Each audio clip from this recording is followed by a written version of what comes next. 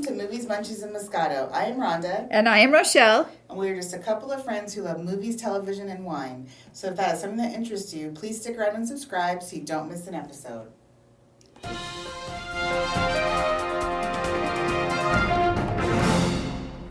And now it's time for movie news, reviews, and pulp culture discussion. So Downton Abbey, number 2 is happening. Yay! So excited. So this is a sequel to the 20,000, not the 20,000, yes! The 2019 film. And it will come out at Christmas this year in theaters, so they should start filming it soon in order to get it out for that. Well, yeah. Hello. What month is it? Right, it's already... year 2000, yes. And yes, the whole cast is returning. I have heard that they also have casted Hugh Dancy, who was from the TV show Hannibal, in a role as well. So it should be interesting. Oh man, I'm so excited. They have not said though if Lily James is coming back. She wasn't in the movie, so they don't know if she's going to be back for this movie sequel. But hopefully. You know, that's true. She wasn't in that second movie or that movie. Yeah, they said it didn't make sense for her to be in the first. Yeah, but maybe this one it does. So let's see. Yeah, it depends on what the storyline is. But so. I love her. She's one of my favorite actors. Right? Yeah, I like her too. I'm not a Downton Abbey watcher. You guys may remember, but I have seen her in other things, and I do like her. So Olivia Colman, who was won for The Favorite at the Oscars like 2 years ago, she is in talks to join Samuel L. Jackson in the Disney Plus series Secret Invasion. Now this is a series, another Marvel series, that this time will follow Nick Fury. So this is following WandaVision, The Falcon and Winter Soldier, and the soon-to-be-released Loki. So now there's going to be a series about Nick Fury. Woohoo! Right, and I do like Olivia Colman, obviously Oscar winner. I love Olivia Colman. If that Colman. works out, that would be awesome. And then also, just in talks to join them, is Emilia Clarke from Game of Thrones. Oh, really? So, yep, I just heard that. She is also looking to sign up Well, for that too. So. she needs to have her own character. Daenerys, the new Marvel character. Yep, I'm all for that. Well, she's a bad A. I'm sure it'll be something that is plays to her strengths, I'm sure. Okay. Some Marvel so character, you're saying it's not going to be Daenerys. I don't think so. Not a Marvel character. character. Ben Mendelsohn will also be in that as a villain. He'll be a Skrull character. And just for those who don't remember, he was from the TV series, Bloodline, sorry. Oh, Bloodline. That was so great. He will be in that as a villain because he plays a villain so well. So let's go with that. Okay. Also, Ginny and Georgia has been renewed for season 2 on Netflix. This makes me very happy because I did watch this series and I really enjoyed it. So. And I have talked to several people who have also watched it, some of our friends, and everyone has said they loved it. So I need to get on board and view that one. Yes, it's very funny. It's heartwarming, dramatic. It's everything thrown in there. Okay, so good. It's a good show. Good departure from crime and death that I watch. Right. So John Cameron Mitchell from Hedwig, the Broadway play Hedwig, that's what he's mainly known for, has been cast as Joe Exotic in the NBC series. Oh my gosh, you knew that was coming. You knew it. Yes. And the rumors were true. Yeah. And he does look a little like him. So once he gets his wig going, did you watch it? Did you see that? No, I didn't. Tiger Town? I had no desire to watch Tiger Town, wasn't it? No, it was Tiger Town. No. What was that show? It wasn't Tiger Town though, but well, it may as well have been. But no, I did not watch that series. Also, Vin Diesel is set to star in a film based off the game Rock'em Sock'em Robots. Now, this was a game I never played. I remember seeing it. Yes. And I did never play it, but okay, this fits into the genre of action movies he does. So I can't imagine what the storyline will be. But when I read about this, someone had pointed out that movie Real Steel, like 5 years ago. With that was good. I liked that one. With Hugh Jackman, wasn't that supposed to be based on? And I was thinking, oh, that's true. It was about controlling robots. Yeah, it was. It was kind of the same thing. Yeah, so, it was. It was based on that game, I thought. So I guess not. Maybe they just, So I guess we'll see where they're going to go with this. Okay. Michael Keaton is set to return as Batman in the newly started Flash movie. This is intriguing to me. What? Why they're going back to that. I'm very curious on what the storyline is for this Flash movie. Oh my gosh. Can Can he do all that Batman stuff? I don't know. And that's the thing. I'm wondering if maybe it's something where there's multiple timeline type of things. Now, for those who may not, and I honestly currently don't watch the series, but I had started out watching the TV series version of The Flash on the CW. Oh, okay. And on that show, they did introduce multiple Earths on that TV series. So like there was like I think there's more, but they only showed us like 3 or 4 Earths. And so there was a Flash on each Earth. There's a different version of each character on the main Earth on these other Earths. So now I'm wondering if maybe that's where they're trying to go with this. Maybe his Batman is a Batman on a whole other Earth, and so maybe he won't even be doing Batman things. Maybe it's going to be like he's retired and it's just... So no Batman car? I don't know, maybe.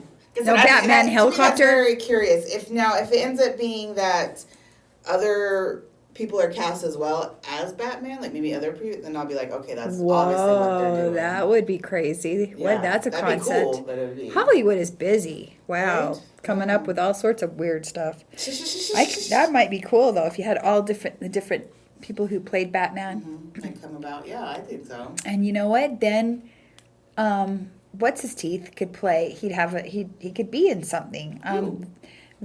The hot Batman. Christian Bale? Was that... He was hot. Nope. Oh. Val Kilmer. Oh. That would he make doesn't him... look as good anymore, I know, but they could, That's true. That's true. They could have him come in. Yeah, and he would probably be happy. That's true. That is true. Hilary Duff is set to star and produce in the How I Met Your Mother sequel called How I Met Your Father. Oh, brother. This is a series that was already given a straight-to-series order at Hulu, so it is a go. I was never a How You Met Your Mother fan. I've caught reruns nowadays here and there, but it's not... I mean, because I do like Neil Patrick Harris. His character whenever is pretty funny on that show, but it wasn't a series that I was like daily, watching on the weekly. So okay. So I don't think I'll be catching How I Met Your Father, but no, that's yeah. I probably won't either. So we're gonna need someone to tell us how they like it. So that wasn't a show that you ever watched either. Okay. No. Right. We just want to throw something out there that one of our listeners was asking us about, which is, why are commercials using old music these days in their advertisements? And then thinking about this, because it was just bugging him so much apparently, I just think it's because there's so much music out here today that is just not good. Yeah. It's not catchy enough in the traditional sense of a, say, commercial jingle. And so, but when you go to the older stuff, there's such a cavalcade of, of options. So, for instance, like the Smiths commercial, well, they have 2 Smiths commercials, but the current one is, using the Kool and the Gang song, She's Fresh, as she's stocking the produce section. Right. So, and I think it's really, really cute. And prior to that, they used the song Low, that was from the early 2000s, I want to say. And so, it was basically trying to say, like, oh, they have low prices. So it was like, low, yeah. Which, again, is, they find songs that maybe have those key words in them. Mm-hmm. And then that becomes their jingle. Right. But I also think that you're very correct. And the music these days sucks. And the old stuff is better. It's timeless, right? It just makes more sense, yeah. Uh-huh. Allstate, like those Allstate commercials, it's like, to me, they obviously make no sense to me in terms of insurance, but they sure do grab your attention, which I guess is the point. So, like, the whole ice cream, and you have Whoop, there it is in there. It's like, what does that have to do with insurance? I don't know. And that is one of my favorite commercials. It is very catchy. It makes you think about it. Know? And now they have this Allstate one where the dude's driving down the car, and then him and his car emblem are singing together. Yes, And that was the Pet Shop Boys from the 80s. So... Oh, there you go. So, yeah, I know. I love that song. Yeah. It's interesting. And the thing, too, is that, as in fashion, everything is cyclical. So, like your 70s, your bell-bottoms came back, but there's a twist to it. And I just think that music's kind of the same way, It's kind of timeless. And, that's true. Yeah, I don't know. That's my theory. That's a good theory. Well, and I like your theory, too. Okay, good. So if any of you guys out there have any theories, please let us know. I'm curious what your take on that is as well and why that's happening. And just so you know, it's Tiger King. Oh, so the show was called Tiger King. I was not close Tiger with, Town. I was close but with Tiger Town. King. Those of you who probably were listening were like yelling at your Yeah. It's Tiger King. It's Tiger King. Like, who could forget Tiger King? Those of us who didn't watch it, that's who forgot about Tiger King. Yeah, that was it was disturbing. Okay, so movies and TV shows out this week. We have Mortal Kombat. This is a movie that will be in theaters and also on HBO Max. So this stars Louis Tan, who was last seen in Deadpool 2 and the TV series Wu Assassins on Netflix. But this is, if you saw the video game, again, it's just a remake of the video game and also the remake of the 1990s movie. But it follows MMA fighter Cole Young, who seeks out Earth's greatest champions in order to stand against the enemies of Outworld in a high-stakes battle for the universe. Ooh. As I think I've already said, the trailer does look good. It does look way better than the 90s movie looked, and the fight scenes look great. So it'll probably be something. I would watch this just on HBO Max. I don't see myself going to the theater for this. Right, same here. I know, and I feel terrible about that. But certain things, if you have the ability and it's not like woohoo, then yeah, we're going to stick with that. So I don't know. It does look kind of cool. It may need to be seen on the big screen because it does have some great graphics. I mean, don't hold me to that. I may end up going to the theater. You just don't know. It may happen if a friend of mine is being like, hey, let's see that. So we'll see. Also out this week is Shadow and Bone. This is the series on Netflix that is based on the series of books. This is going to star Ben Barnes and Jessie May Lee. So Jessie is playing a soldier who realized she has a magical power that can unite the world. And then Ben Barnes, who he was in Westworld and the Punisher series. But he is playing, I can't give too much away on his character. Let's just say he wants to use her gift to help. Oh, and okay. maybe to harm. We don't know. Unless you've read the book. So this looks good to me. I will definitely check it out on Netflix and see if it grabs me enough to watch the whole series on there or not. Also, Generation Hustle. This is a documentary that is going to be on HBO Max. It's a 10-part series about the lengths young people will go to for fame, fortune, and power. Wow. So this actually does sound... It does sound really good, actually. Yes. I'd be intrigued. So I'll probably check that one out, too. Kind of reminds me of the college admission scandal show. Oh, okay. Because, people go to great lengths to get their kids in these prestigious colleges, and kids, too, that put so much pressure on themselves. I'm sure it's very similar to what they go to for fame and fortune and power, That's true. That's true. So I'll check that out. Okay, so what we've been watching this week, I have finished Who Killed Sarah that I started telling you guys about 2 weeks ago. So I did finish it. Unfortunately, it didn't end with the revelation of who did it, just FYI. So there's no closure for you? No, but part 2 does come out Oh, you're kidding. Next month, so in May. So that's good. I'm hoping that will be it, and they're not going to drag it into a season 3 or part 3 of this. Whoa. So I'm hoping we'll finally learn. But it is very intriguing, just to see. It's always interesting when you think it's going to be black and white, maybe. Then there's just more layers to Sarah than you know. There's more layers to every character, and you get to see the point of view of each character of how they felt about Sarah and how Sarah felt about them. So, yeah. So is it a true story? No. Okay. It is not. It is a work of fiction. Alrighty. So, also, I watched the movie called Secret Obsession on Netflix. This starred Brenda Song, who actually just recently had a baby with Macaulay Culkin. That was shocking news. What? So she was from The Sweet Life of Zach and Cody back in the day. Oh, yeah. And then it also stars Dennis Haysbert, of those lovely Allstate commercials, and also 24 fame, speaking of Allstate. Nice. Anyway, he was playing a detective. But, so she's playing someone who gets in an accident at the beginning of the movie and has no memory. And so a young man comes, says he's her husband, helps her recuperate and takes her home. And as she gets home and starts remembering little pieces, she realizes everything is not as it seems in that household. So it was very good. I mean, I saw the reveal coming from a mile away of what was going on. Some things were just so... in a way, it reminded me of a bad Lifetime movie, and just in the way of how dumb people were. You just, really? You don't ask for these things? You didn't check these? It just seemed... Obvious things were ignored, I should say. So what... How many wine quirks would you give it? Honestly, only, 2.5. Oh, wow. Yeah. So maybe skip that one. I would skip it. It wasn't that great. And what about Who Killed Sarah? Because I, too, have started watching that, but haven't I would finished give it. that one 4 wine corks. Okay. It's a pretty good series, so. Okay. I enjoyed it. And I think I'm only on, I'm going on 3. And so far, I like it, too. It's pretty crazy. So. It is pretty crazy. And just so y'all know, I've had multiple glasses of peach white wine this week. I made out a couple times at the same restaurant, and I just happened to like this peach white wine that comes from this local winery called The Hive.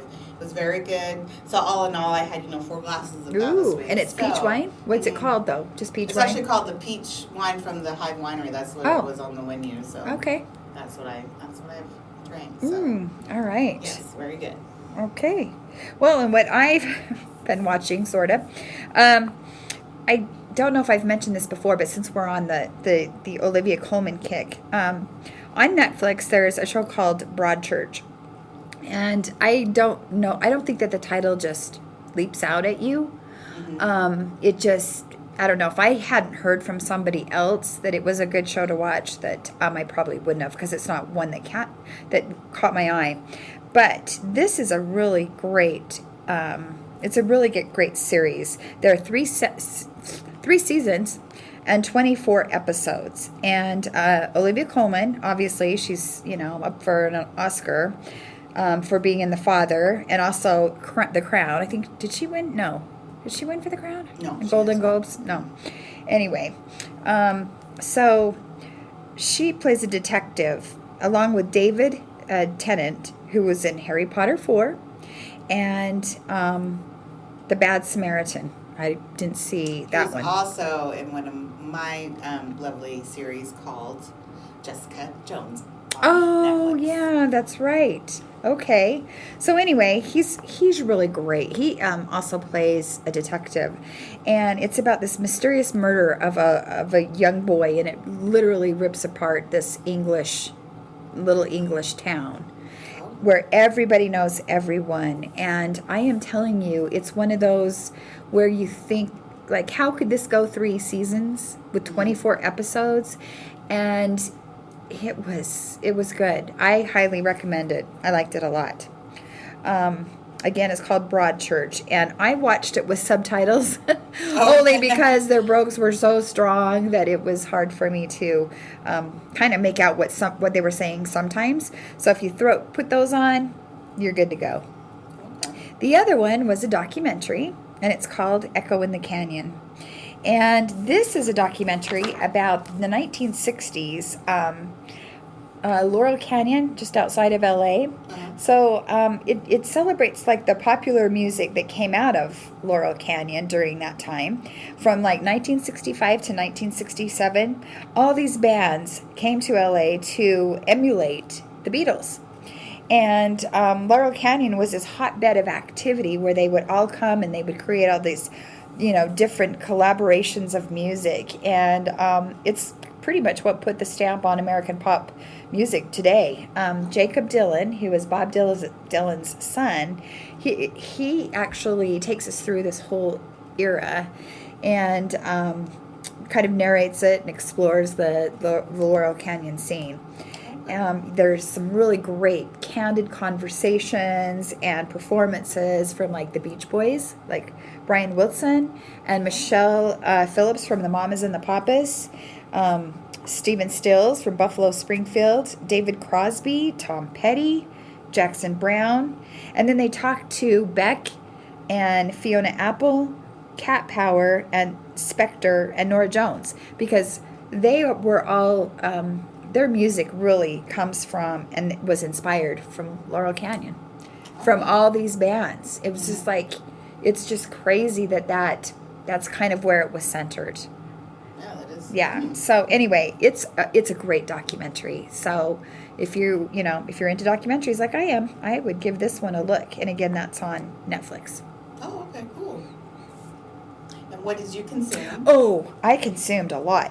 Actually, I consumed. I had mostly gin and tonics. Okay. I know that's not wine, but The gin and tonics are very refreshing, and it was my thing. But I did have this Barefoot wine spritzer, which I know I talked about before, but it was the rosé. Oh, okay. And then I got this cherry hard seltzer and put them together, and it was delicious. Oh, okay. And very refreshing. Yeah, that word, I use it a lot. Right. So that's what I drink.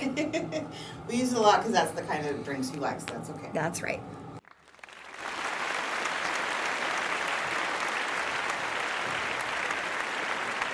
All right, this Sunday is the 2021 Oscars. So we thought we'd just go over what our predictions are for some of the major categories.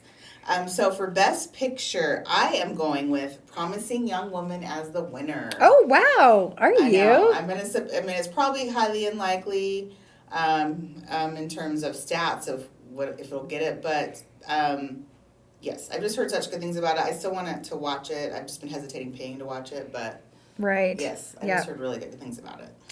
And I'm going with Nomadland. Okay. Only because it is an Oscar type of show.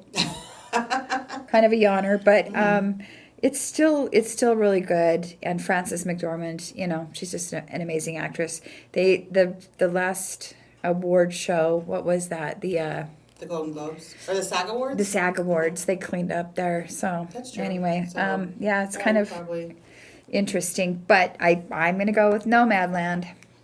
okay. And then next is directing. I'm going to go with Chloe Zhao for Nomadland because again, like she just said, she's been on a roll so far with the previous award show. So I'm just going to go with the safe bet there. Yep, same here. I'm also going with Chloe Zhao.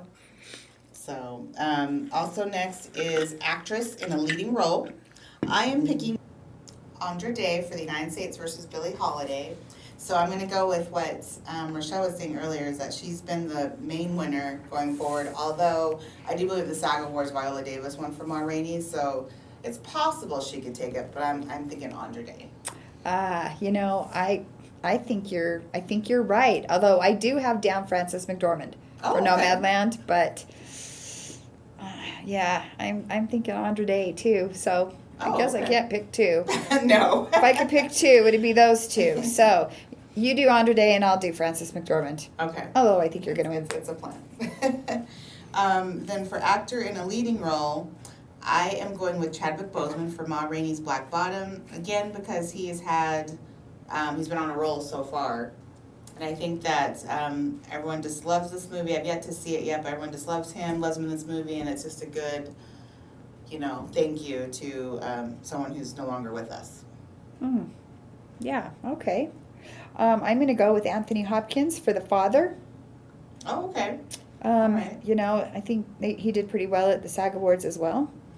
So, I don't know. I think Anthony Hopkins, he's a old timer now. Sometimes they true. get I don't know, but I haven't seen it. I really want to see it.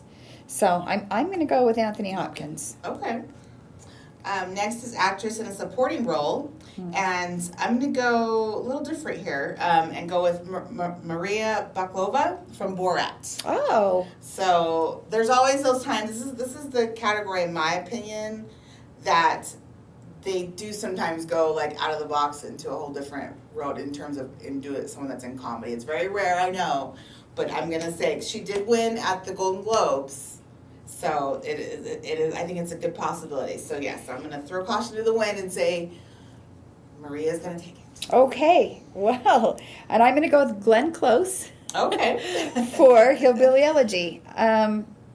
She was phenomenal in that role, and my gosh, she was excellent. Her makeup was amazing. I thought she did a great job. So, okay. Your votes for yeah. Okay. All right. Gosh, so far except for one, we're right. going opposites. We are. Okay. Next, actor in a supporting role. I'm going with Daniel Kaluuya for Judas and the Black Messiah. He has been getting tons of accolades, and so I think that he is the one to beat. And I said the same thing. Oh, okay. Yep. No, never mind. We got two. There we go. So yes, I'm pretty sure he's got this one in the bag. Original screenplay. I'm actually going with The Trial of the Chicago 7. Oh. On this one. Now I started watching this. I haven't finished it yet. That's why I haven't done a review on it or anything like that. But out of all the options, I feel like this screenplay seem like it makes the most sense. Does it? Okay. Yeah. All right. I actually said Judas and the Black Messiah. Oh, okay. Well. I know. Yeah. I just feel like it's done pretty well too in the award category, and I could be way off on that one, but I do like where you're coming from with the Trial of the Chicago 7. I too started watching that and haven't finished it. It was hard, but you know what? You can't be bothered, right? Right. You have to watch what's going on. And what I thought was funny about it is there are funny moments, like Sacha Baron Cohen. Oh my gosh, he's so funny in that. Mm-hmm. It's like, is this for real? Did this really happen? So I really want to finish it. I haven't.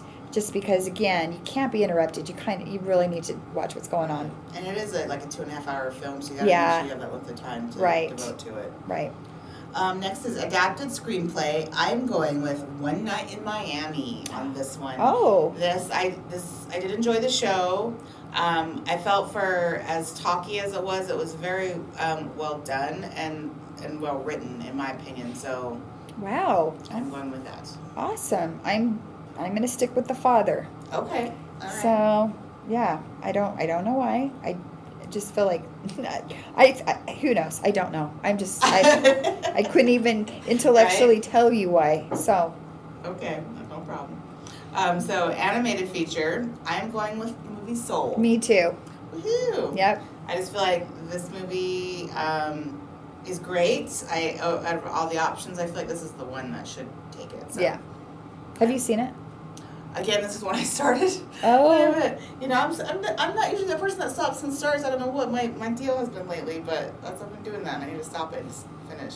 So, both for my saw it. So, it's hard because it was already tugging at the heartstrings. I don't like crying at things. So, that's what, honestly, had stopped me from finishing it at the time, but I do want to. So, that's our predictions. We just wanted to do the major categories. So, I have one more. Oh, you do? Okay. Documentary. Oh, okay. And I loved this one.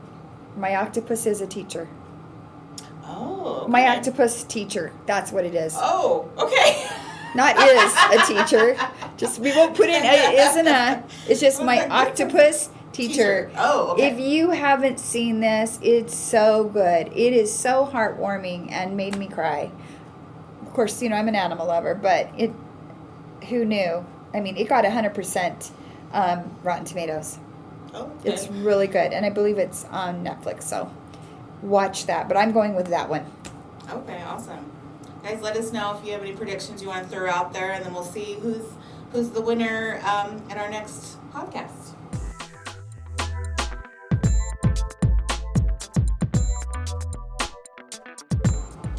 And now it's time for our new series, Trailer Talk. So, first up, we have Shang-Chi and the Legend of the Ten Rings. This is coming out September 3rd, and it stars Simu Liu, Tony Leung, Awkwafina, and Michelle Yeoh. I love Michelle Yeoh. Right? She's been awesome since Crouching She's Tiger, so Hidden Dragon. freaking funny, too. And I do love Awkwafina. She is... Oh, funny as well. Awkwafina. I love her. She's so funny. Yes. Based off the trailer. I think this actually looks a really good show. The fight scenes look really dynamic and very, very realistic. It honestly reminds me of like the 90s Jackie Chan movies I used to watch. Yep. Mm-hmm. Like this guy, Simu, I'm not sure where, never seen him before.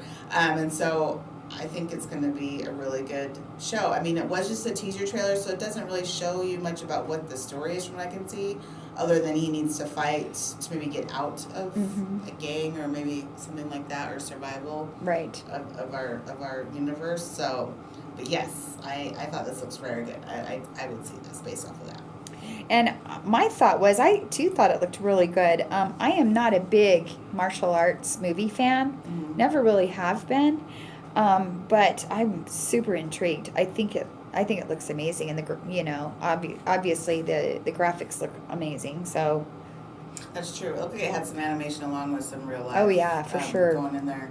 And this, I didn't even mention it did say this is Marvel, so that tells me it's based off a comic book. So hey. Yep, exactly. I was really surprised it was Marvel. I didn't know that. So that's cool. Next movie is Free Guy. This is going to be out August 13th. It stars Ryan Reynolds. Ryan Reynolds, love Ryan Reynolds. This one I am iffy on. It looks, I don't know how to describe it. It's very odd. I've been hearing about this movie, I feel like for 2 years. So I'm not sure outside of COVID what the delay was earlier than that, or them bringing it out, other than they still know how to market it, because it is a very weird concept. It looks like he doesn't realize he's in like a video game world. Yeah, it kind of reminded me of the Truman Show in a way. Oh, okay. You know, where he didn't realize he was either. That's and true, right. It was sad. This one's got all sorts of action and right, yeah, it does. So I'm sure I'll end up giving it a chance just because I like mainly anything he does, Ryan Reynolds, but the movie itself is I'm on the fence. Right. Yeah, I agree with you. I think it looks entertaining because of course there's the Ryan Reynolds comedy in it, but a Truman Show action-packed movie. I don't know, but it looks entertaining. So, looks funny. We'll see. And then finally, we're gonna In the Heights. This is out June 10th with Anthony Ramos of Hamilton fame. This looks awesome. I am all about movie musicals, and this one looks like it's going to be done so right. It is done by Lin-Manuel Miranda from Hamilton, and all the singing and dancing that's happening, and it's based in the Latin community, which I think is really cool. Yeah. So it looks like it's really, really good. I don't really get what the story is, but it doesn't matter because it still looks awesome. Well, if they're singing and dancing, and that's fun. Yeah, I can always do anything singing and dancing. It doesn't even matter if there's a story there. I mean, yeah. I'm someone just who's a fan of Staying Alive with John Travolta. Oh, absolutely. That story made no sense. It didn't matter exactly. because the dancing was and the so music nice. Was so great. Yes. So I'm sure the story's great. It's probably just honestly it's based about the summer in the barrio of New York City. I'm sure, and then everything. And it talks about the dreamers and. So I think it's a show about that. Yeah. So, okay. So before we close, though, I have an announcement to make. Okay. I'm really excited about this. The Conjuring, The Devil Made Me Do It. The trailer comes out tomorrow. All right. Yay. So for all of you people who love the Conjuring universe, this is so exciting. I've been waiting for this, and stupid COVID pushed it back. But James Wan, who's such a good director. Apparently he's passed the baton to Michael Chavez, who did Curse of the La Llorona, which was also a creepy, pretty good, scary show. And it's kind of in the Conjuring universe, but because it had the priest from Annabelle in it. So, but it is coming to theaters and HBO Max on June 4th. So when we do this again, we'll talk the trailer. Okay. So I'm excited about that. Anyway, just had to mention that because I almost passed out when I saw it. So, but thanks so much for listening, everybody. We had a fun time as usual, and we hope you enjoyed it as well. We won't be on next week, but we will see you in May 1st. So please leave us a review or a comment, as it really helps us out. And please follow us on Instagram at movies_munchies_Moscato. And we'll see you next time. Thanks for hanging. Thank you, guys.